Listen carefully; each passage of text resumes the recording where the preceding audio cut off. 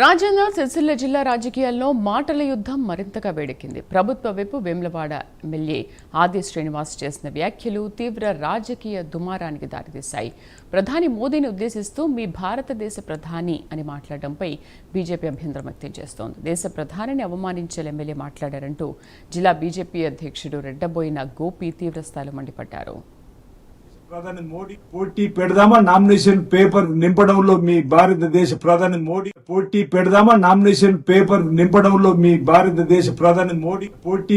వేములవాడ శాసనసభ్యులు ప్రభుత్వ ఆది శ్రీనివాస్ గారు ఈరోజు మీడియాతో మాట్లాడే సందర్భంగా వారు మీ భారతదేశ ప్రధాని అని మాట్లాడడం జరిగింది.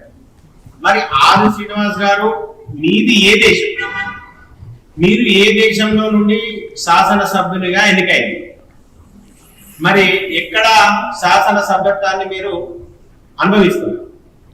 ఈ మాటలకు గాను మీ భారతదేశ ప్రధాని అని అన్నందుకు గాను కాంగ్రెస్ ప్రభుత్వమైన రాష్ట్ర ముఖ్యమంత్రి అయిన రాజ్యాంగపరమైన చర్యలు ప్రభుత్వ విప్ ఆది శ్రీనివాస్ యొక్క శాసనసభ్యత్వాన్ని